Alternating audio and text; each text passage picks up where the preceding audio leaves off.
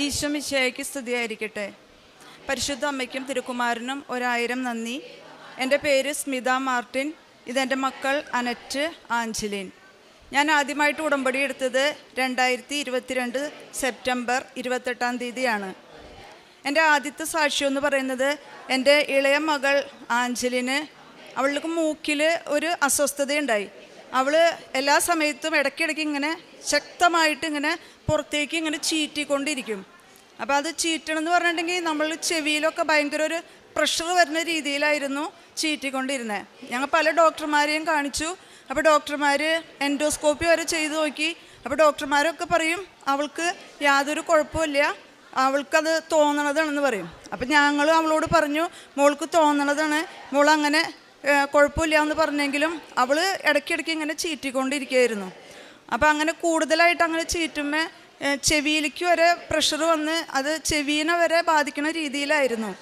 അപ്പോൾ ഞാൻ ആദ്യമായിട്ട് ഇവിടെ വന്ന് ഉടമ്പടി എടുത്തു കഴിഞ്ഞപ്പോൾ എൻ്റെ ഒരു നിയോഗം അതായിരുന്നു, എൻ്റെ മോളുടെ ഈ അസുഖം ഒന്ന് മാറ്റി തരണമെന്ന്.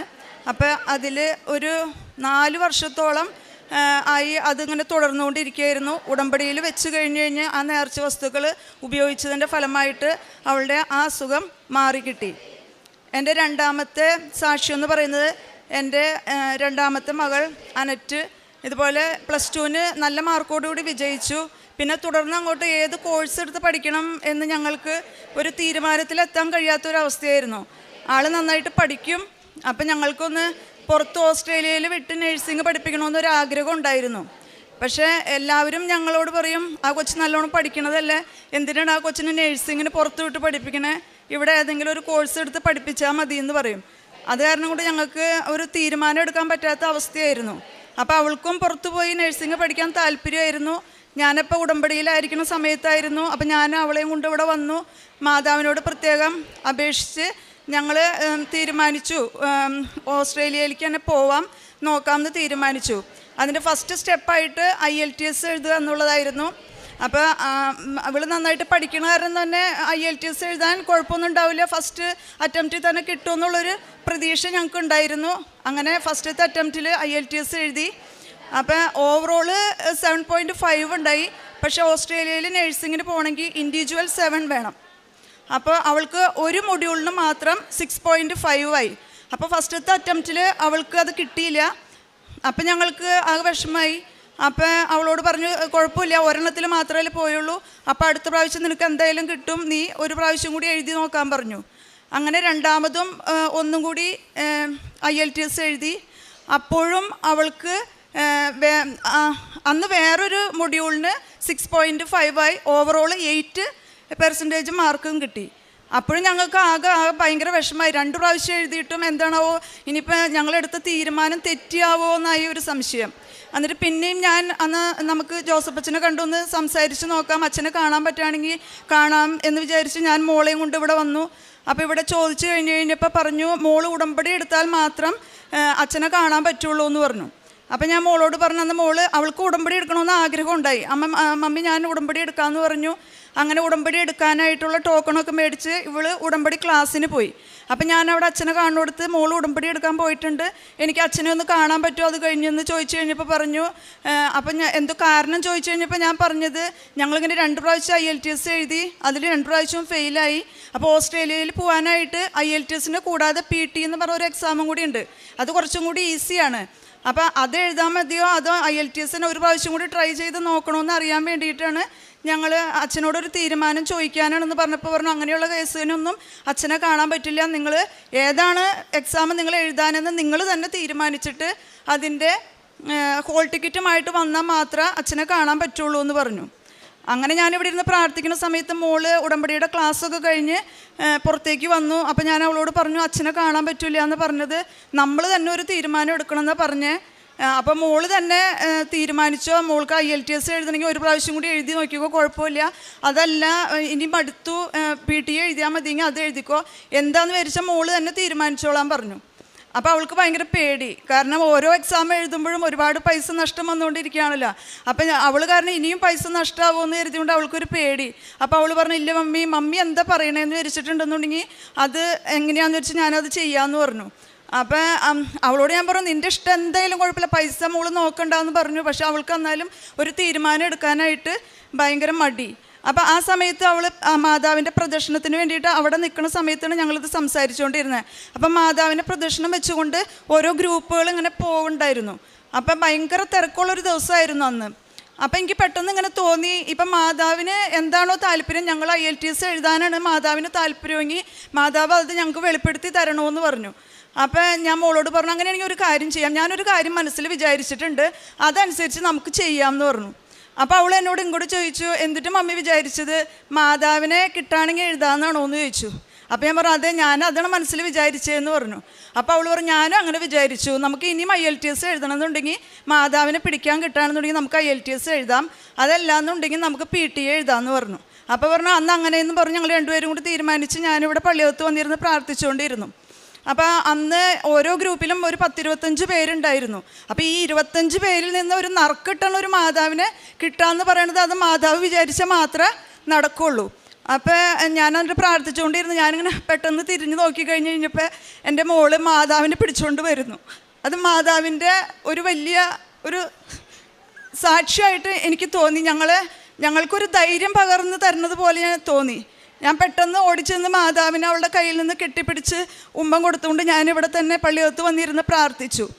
അപ്പോൾ പിന്നെ അപ്പം തന്നെ ഞങ്ങൾ തീരുമാനിച്ചു ഈ IELTSന് എന്തായാലും ജയിച്ചു, ഇനിയിപ്പോൾ പരീക്ഷ എഴുതേ വേണ്ട, എന്നാൽ തന്നെ ഞങ്ങൾ ജയിച്ചു എന്ന് തന്നെ തീരുമാനിച്ച് ഞങ്ങൾ ഇവിടുത്തെ എല്ലാ കാര്യങ്ങളും കഴിഞ്ഞ് തിരിച്ചു പോകാൻ നേരത്ത് ഇവിടെ നിന്ന് തന്നെ IELTSന് ഡേറ്റ് എടുക്കാൻ നോക്കി. വേഗം ഏജൻസിയിലേക്ക് വിളിച്ചു ചോദിച്ചു.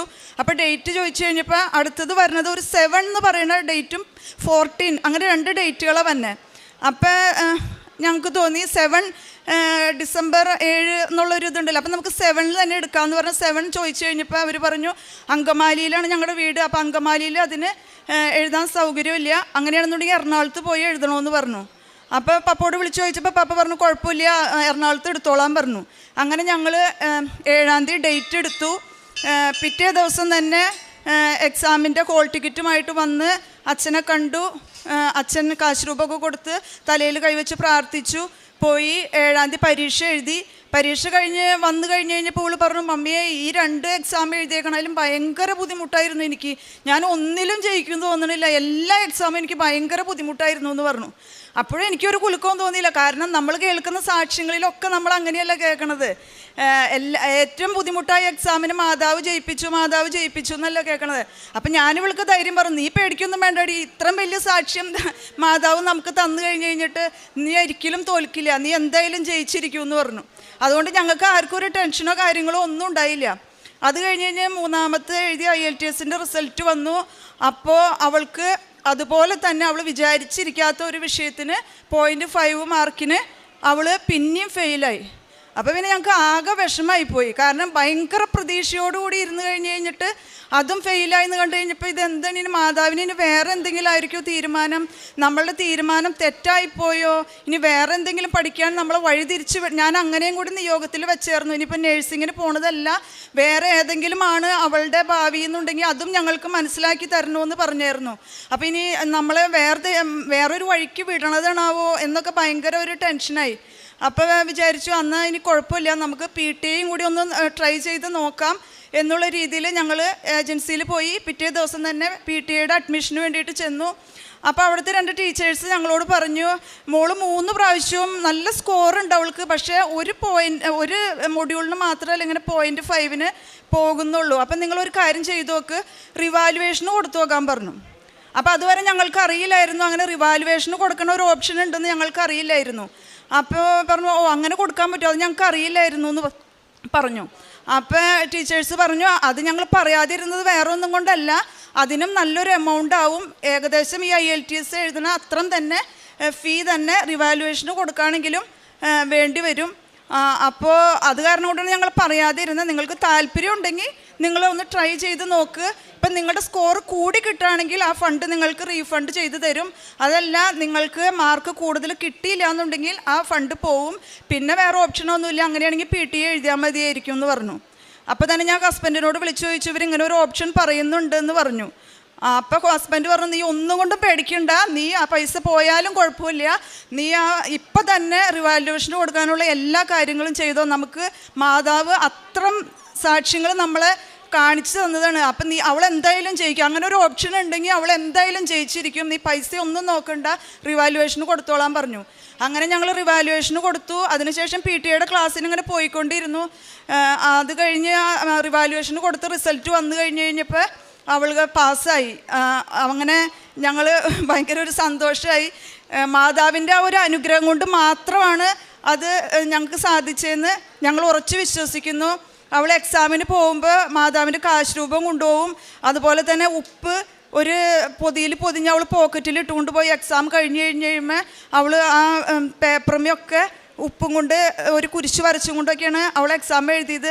അപ്പോൾ എല്ലാ നേർച്ച വസ്തുക്കളും ഉപയോഗിച്ചതിൻ്റെ ഫലമായിട്ട് അവൾക്ക് IELTS നല്ല സ്കോറോട് കൂടി തന്നെ വിജയിക്കാനും അതുപോലെ തന്നെ വിസ വരാനും കോളേജിൽ അഡ്മിഷൻ കിട്ടാനും ഒക്കെ ചെറിയ ബാങ്കിലെ ലോണിനും ഒക്കെ ചെറിയ ചെറിയ തടസ്സങ്ങളുണ്ടായി. പക്ഷേ എല്ലാ കാര്യങ്ങളും കഴിഞ്ഞ വർഷം വരെ ഡിസംബർ 22 ഇവരുടെ ഓസ്ട്രേലിയയുടെ വെക്കേഷൻ തുടങ്ങുമായിരുന്നു. അപ്പോൾ 22 ആയി കഴിഞ്ഞപ്പോൾ ഞങ്ങൾക്ക് ഭയങ്കര ടെൻഷനായിരുന്നു. അന്ന് വരെ ഞങ്ങളുടെ വിസ വന്നില്ല. പിന്നെ ഓരോ തടസ്സങ്ങൾ ഇങ്ങനെ അവർ ഓരോ പേപ്പറുകൾ ഇങ്ങനെ കൂടുതൽ ചോദിച്ചുകൊണ്ടിരിക്കുകയായിരുന്നു.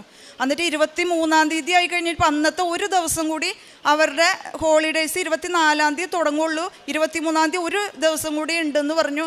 അന്നത്തെ ദിവസം ഞാനും മക്കളും ഹസ്ബൻഡും എല്ലാവരും കൂടി മുട്ടിപ്പായിട്ട് മാതാവിനോട് പ്രാർത്ഥിച്ചു, മാതാവ് ഇന്ന് ഒരു ദിവസം കൂടി ഉള്ളൂ, അത് കഴിഞ്ഞ് കഴിഞ്ഞാൽ പിന്നെ 2-3 ആഴ്ച അവർക്ക് വെക്കേഷനാണ്.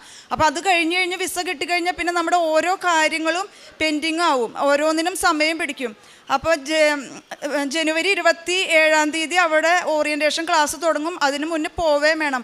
അങ്ങനെ ഞങ്ങൾ മുട്ടിപ്പായിട്ട് പ്രാർത്ഥിച്ചതിൻ്റെ ഫലമായിട്ട് 23 ഓട്ടോഗ്രാൻഡായിട്ട് വിസ വെച്ച് 1 മിനിറ്റ് കൊണ്ട് തന്നെ മാതാവ് ഞങ്ങൾക്ക് വിസ തന്ന് അനുഗ്രഹിച്ചു. അതുപോലെ തന്നെ ഇവളുടെ ഒരു ഫ്രണ്ടും ഇവളുടെ ഒപ്പം ഇവളുടെ സ്കൂളിൽ പഠിച്ചതാണ്. ഇവർ രണ്ടുപേരും കൂടിയാണ് പോകാനായിട്ട് ഒരുമിച്ച് ഇതിന് തുടക്കം മുതൽ എല്ലാ കാര്യങ്ങളും ഒരുമിച്ച് ചെയ്ത്. അവർക്ക് നേരത്തെ വിസ കിട്ടിയിട്ടുണ്ടായിരുന്നു, അവർ ടിക്കറ്റും എടുത്തിട്ടുണ്ടായിരുന്നു. അപ്പോൾ ഞങ്ങൾക്കൊരു ആഗ്രഹം ഉണ്ടായിരുന്നു, അവൾ പോണ ആ ദിവസം തന്നെ ഒരു കൂട്ടായിട്ട് അവളുടെ കൂടെ പോകാൻ പറ്റണമെന്ന്. പക്ഷേ ഞങ്ങൾക്ക് ഈ വിസ കിട്ടി അപ്പം തന്നെ ഞങ്ങൾ വേഗം ടിക്കറ്റ് എടുക്കാൻ നോക്കിക്കഴിഞ്ഞപ്പോൾ അവൾ ബുക്ക് ചെയ്ത ഫ്ലൈറ്റിന് തന്നെ അവളുടെ ഒപ്പം തന്നെ പോകാനും അവൾ അക്കോമഡേഷൻ എടുത്ത ആ ഹോസ്റ്റലിൽ തന്നെ ഇവൾക്ക് അക്കോമഡേഷൻ കിട്ടാനും എല്ലാം അമ്മ വഴി സാധിച്ചു. അപ്പോൾ ഈ ജനുവരി 23 രാത്രി ഇവൾ പോവും. അങ്ങനെ ഞങ്ങൾ അനുഗ്രഹിച്ച മാതാവിനും ദേവകുമാരനും 1000 നന്ദി. എൻ്റെ മൂന്നാമത്തെ സാക്ഷ്യം എന്ന് പറയുന്നത്, ഞാനും ഭർത്താവും കൂടി ഒരു ബിസിനസ് നടത്തുന്നുണ്ട്. ഞങ്ങൾക്കൊരു പാലിൻ്റെ ബിസിനസ്സാണ്, PDDP എന്ന് പറഞ്ഞൊരു പാലിൻ്റെ ബിസിനസ്സാണ്. അതിൽ ഈ എക്സ്പെൻസ് ഇങ്ങനെ കൂടി വരുന്നതനുസരിച്ച് ഞങ്ങൾക്കിത് മുന്നോട്ട് കൊണ്ടുപോകാനായിട്ട് ഒരുപാട് തടസ്സങ്ങൾ വന്നു. പല സമയത്തും ഇത് ഇവിടെ വെച്ച് നിർത്തിയാലോ ഭയങ്കര ടെൻഷനും കാര്യങ്ങളായിട്ട് ഒരു തരത്തിലും അങ്ങോട്ട് മുന്നോട്ട് കൊണ്ടുപോകാൻ പറ്റാത്ത ഒരവസ്ഥയിലൊക്കെ വന്നു.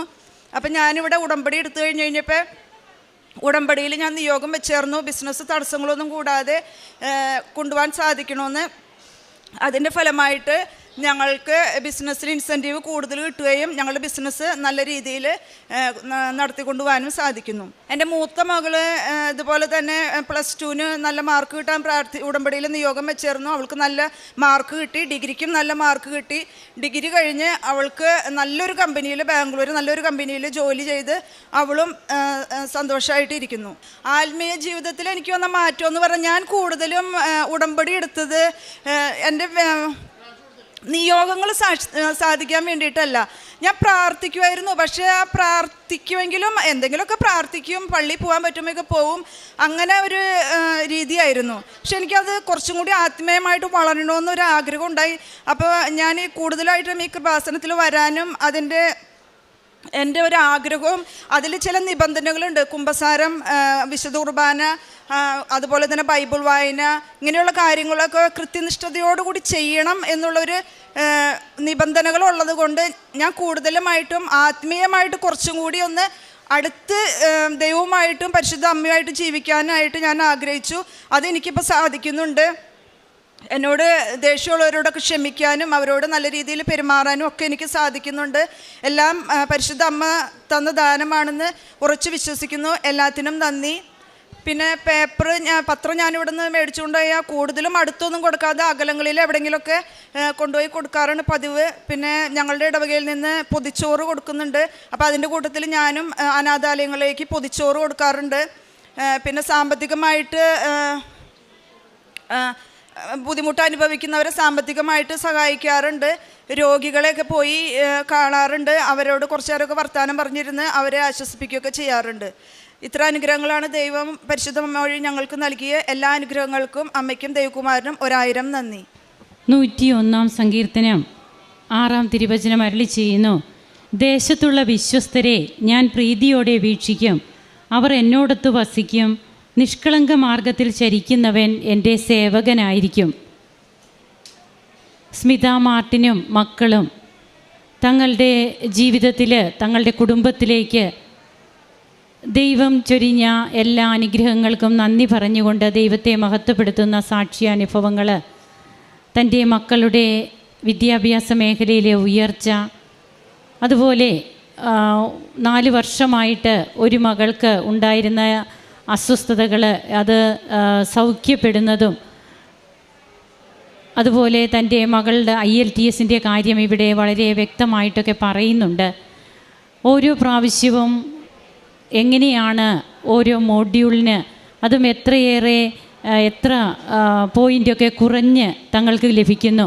അപ്പോഴൊക്കെ എന്നാൽ ഇനി പ്രാർത്ഥനയൊക്കെ മതി, ഇത്രയുമൊക്കെ അടയാളങ്ങളുമൊക്കെ ചോദിച്ച് ഇങ്ങനെ ഉടമ്പടിയൊക്കെ എടുത്തിട്ട് ഇങ്ങനെയൊക്കെയാണല്ലോ, ഇതിങ്ങനെ ചിന്തിക്കുന്നത് സാധാരണമാണ്. അത് സാധാരണ, അതായത് ബഹുമാനപ്പെട്ട VP ജോസഫ് അച്ഛൻ പറയുന്നുണ്ട് കേവല വിശ്വാസമെന്ന്. അപ്പോൾ ഈ ഒരു അവസ്ഥയിലൂടെ അല്ല പിന്നീട് ഈ കുടുംബം പോവുക.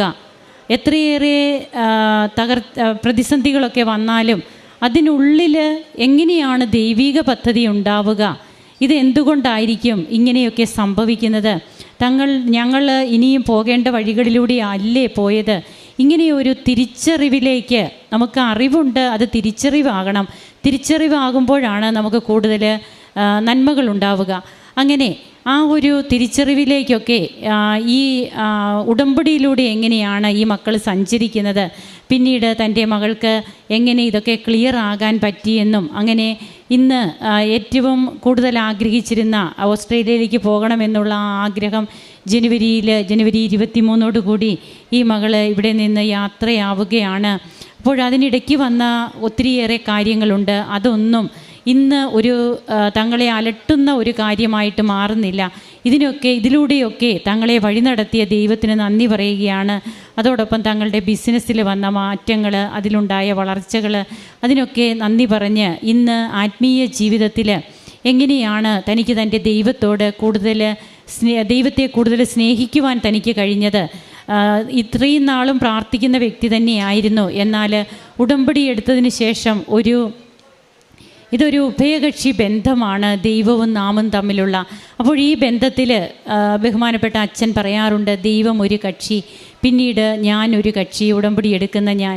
ഈ ദൈവവും ഞാനും തമ്മിലുള്ള ഈ ബന്ധമാണ് പിന്നീട് നമ്മെ നിത്യജീവിതത്തിന് അർഹരാക്കുന്നത്. അതിലാണ് നമ്മുടെ ആത്മീയ ജീവിതം വളർച്ച പ്രാപിക്കുക. ആ ഒരു തീഷ്ണത ഇന്ന് ഈ കുടുംബത്തെ തീർച്ചയായും ഈ കുടുംബത്തിലുണ്ട് എന്നുള്ളത് ഇവരുടെ അനുഭവ സാക്ഷ്യത്തിൽ നിന്ന് വ്യക്തമാണ്. കാരുണ്യ പ്രവർത്തനങ്ങളും പ്രേക്ഷിത പ്രവർത്തനവുമൊക്കെയായി ദൈവത്തെ കൂടുതൽ സ്നേഹിക്കുവാനായിട്ട് ഇവർക്ക് കിട്ടിയ എല്ലാ അവസരങ്ങളും ഇവർ ഉപയോഗിച്ചു. നമുക്ക് കരങ്ങളടിച്ച് ഈ കുടുംബത്തിന് ലഭിച്ച എല്ലാ നന്മകൾക്കും ഈശോയ്ക്ക് നന്ദി പറയാം. യേശുവേ നന്ദി, യേശുവേ സ്തുതി, യേശുവേ ആരാധന. അത്യപൂർവ ദൈവാനുഭവങ്ങൾ ഇനി നിങ്ങൾക്കും സ്വന്തം. ഈ യൂട്യൂബ് ചാനൽ ഇതുവരെ സബ്സ്ക്രൈബ് ചെയ്തിട്ടില്ലെങ്കിൽ ഇപ്പോൾ തന്നെ സബ്സ്ക്രൈബ് ചെയ്യുക.